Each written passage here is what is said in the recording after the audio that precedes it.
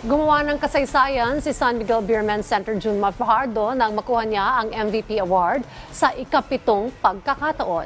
Pero tila may kurot sa puso ng San Miguel Beer Stars sa kabila ng kanyang tagumpay. Ang buong detalye sa report ni Rafael Bandairel ng PTV Sports. Rise and Shine, Rafael. Muling pinatunayan ni Junmar Fajardo na siya ang pinakamahusay na manlalaro sa bansa.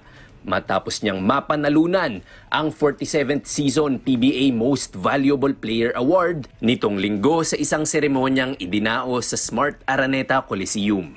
Aminado si Fajardo na hindi siya makapaniwala sa nakamit niya dahil napakahirap umano ng pinagdaanan niyang recovery mula sa injury noong nakaraang taon. Hindi ko talaga ini-expect na makakuha ko ng isang MVP kasi nung na-injured ako.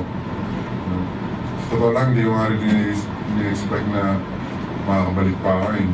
Masaya man sa bagong achievement, di pa rin maitago ng San Miguel Beermen Center ang kirot ng kanyang puso dahil hindi na ito nasaksihan ng kanyang ina na pumanaw noong 2021. I wish na nandito yung fans ko, yung mga special. Pero alam ko, masaya siya ngayon. Masaya siya kasama si Lolo Berting, Lolo Milia, Lolo Pasio, Yabika. Andyan sila ngayon. Tinitingnan ako, ginagabayan ako, ginagaya nila ako lagi. So, para sa kanila to.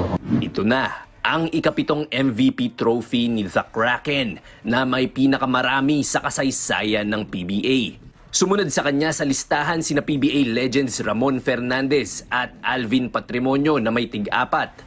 Bukod sa pagkakapanalo bilang MVP, kabilang din si Fajardo sa first mythical team at all-defense team ng nagdaang PBA season.